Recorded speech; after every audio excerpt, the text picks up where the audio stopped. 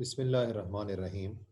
Dear students, welcome to our lecture of data structures and algorithms. हमारा आज का मौजू है क्यूज यूजिंग लिंक्ड लिस्ट।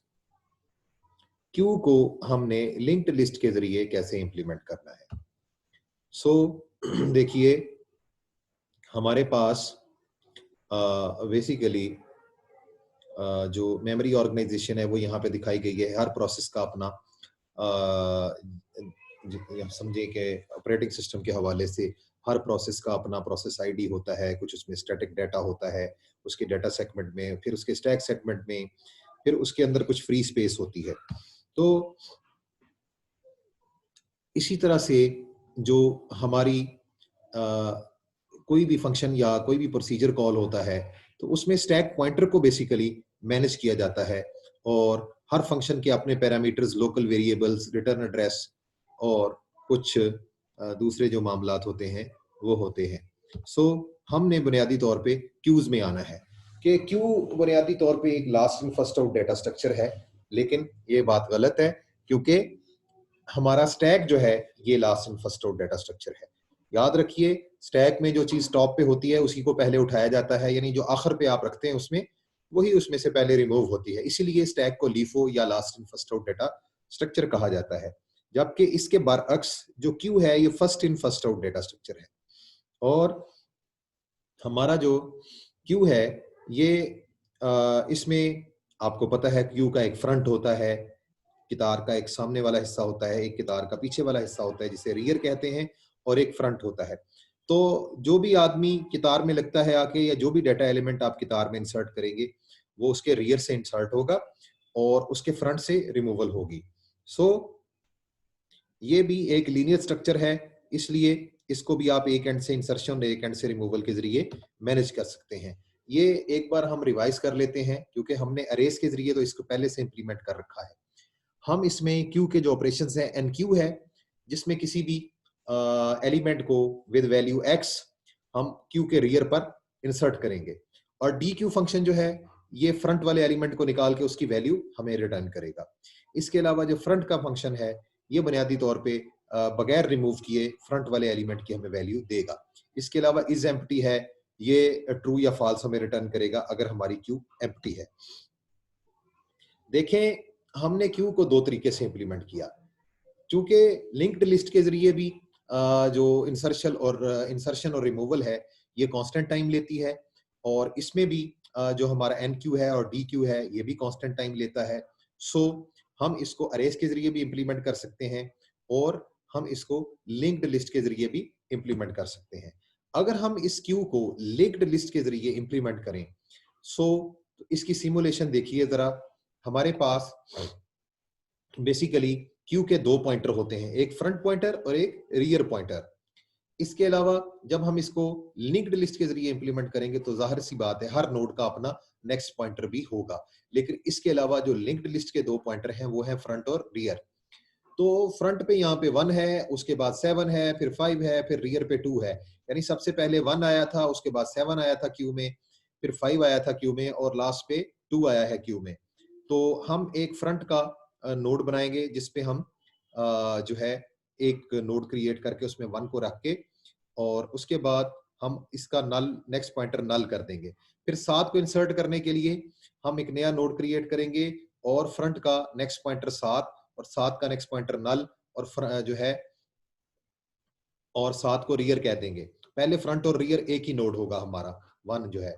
उसके बाद 7 के बाद जब हम 5 को इंसर्ट करेंगे तो 7 का नेक्स्ट नोड 5 और 5 का नेक्स्ट नोड नल और 5 हमारा rear.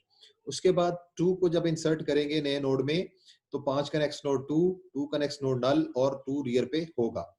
So this is how we shall insert और sorry enqueue a node in our linked list. तो इसके बाद डी क्यू की कॉल कैसे होगी? डी क्यू की कॉल जो है इसमें फ्रंट पे जो भी एलिमेंट होगा उसकी वैल्यू जो है वो रिटर्न की जाएगी, फिर उसको डिलीट मारा जाएगा और फ्रंट को उठा के उसके नेक्स्ट वाले नोड पे लगा दिया जाएगा। इसी तरह से एनक्यू कैसे करेंगे? एनक्यू एक बार फिर देख लें कि डी क्यू की कॉल के बाद हमारा फ्रंट 7 हो चुका था, अब 9 को एनक्यू करना है तो एक नया नोड 9 क्रिएट करके जो पिछला रियर था उसको उसका नेक्स्ट नोड 9 बना के और न्यू नोड को रियर कह दिया और 9 का नेक्स्ट नोड नल कर दिया। सो इसके DQ और NQ जो है वो फंक्शंस आपके सामने हैं। इंशाल्लाह मैं इसका आपको प्रैक्टिकल भी करवाऊंगा अलहदा से। फिलहाल इसका हम जो कोड है उसको देख लेते हैं। देखें, DQ हमारा एक इंटीजर वैल्यू रिटर्न करता है। डेफिनेटली इसने फ्रंट से जिसको हटाना है एलिमेंट को, उसकी वैल्यू ये रिटर्न करेगा। तो सिंपली हम क्या करते हैं कि इंटीजर वेरिएबल x ले लेते हैं जिसमें फ्रंट की वैल्यू गेट कर लेते हैं। उसके बाद एक नोड पॉइंटर p क्रिएट करके उसको फ्रंट से इनिशियलाइज कर देते हैं, फ्रंट को गेट नेक्स्ट करके आगे मूव कर देते हैं और p को डिलीट मार देते हैं और x को फिर रिटर्न कर देते हैं जो हमारी वैल्यू है। इसी तरह NQ में हम x वैल्यू जो है वो पैरामीटर्स में पास करके बुनियादी तौर पे एक नया नोड क्रिएट करते हैं न्यू की कमांड के साथ, उसकी वैल्यू सेट फंक्शन के जरिए सेट कर देते हैं और उसका सेट नेक्स्ट है वो नल कर देते हैं और रियर का नेक्स्ट नोड न्यू नोड बना देते हैं, फिर रियर को न्यू नोड कह देते हैं। तो इस तरह हमारी NQ की कमांड भी लिंक्ड लिस्ट के जरिए इंप्लीमेंट हो गई। इसी तरह देखें इसका फ्रंट फंक्शन, हमारे पास फ्रंट फंक्शन जो सिंपली फ्रंट की वैल्यू गेट करके आपको रिटर्न कर रहा है। इसी तरह इज एम्प्टी है, ये फ्रंट को चेक कर रहा है कि अगर फ्रंट हमारा नल है तो फिर ये हमारी क्यू जो है ये एम्प्टी है। इसके इस्तेमालात क्या हैं? क्यू को हम जो है बहुत से मौकों पर इस्तेमाल करते हैं, लेकिन ज्यादा इसका जो यूज है वो सिमुलेशन में होता है। सिमुलेशन एक ऐसा प्रोग्राम होता है जो कि हमारी रियल वर्ल्ड की कोई भी फिनोमिनन को मॉडल करता है और मिसाल के तौर पे सिम सिटी है, फाइट सिमुलेटर है, बहुत सारी गेम्स हैं, फ्लाइट सिमुलेटर वगैरह। और हर ऑब्जेक्ट और एक्शन जो है इसको जो है हमारी रियल वर्ल्ड में उसको उसका जो काउंटर पार्ट होता है उसको सिमुलेशन में हम देख लेते हैं। इसके बाद है क्यूज जो है इनको रियल वर्ल्ड इवेंट में जो है सिमुलेशन अगर हमारी एक्यूरेट है तो फिर उसका जो बिल्कुल रियल वर्ल्ड में जो काम हम करते हैं वो बिल्कुल उसी तरह से हमारी सिमुलेशन में होता है। और ये इसी सूरत पॉसिबल है कि रियल वर्ल्ड का फिनोमिनन अगर हमें अच्छी तरह से समझ है तो फिर उसकी सिमुलेशन भी हम अच्छी तरह से समझा पाएंगे। मिसाल के तौर पे हमारे पास एक बैंक है जिसमें 4 टेलर मशीन्स हैं। सो एक कस्टमर हमारे पास एक खास वक्त पे किसी भी ट्रांजैक्शन के लिए वो बैंक में दाखिल होता है। मिसाल के तौर पे वो टाइम T1 पे बैंक में दाखिल होता है और 4 टेलर बैठे हैं जो कस्टमर को अटेंड करने जा रहे हैं। कस्टमर ने कुछ पैसे निकलवाने भी हैं और कुछ डिपॉजिट भी करने हैं। सो इसको इन दोनों ट्रांजैक्शंस को टाइम जो है वो T2 लगेगा।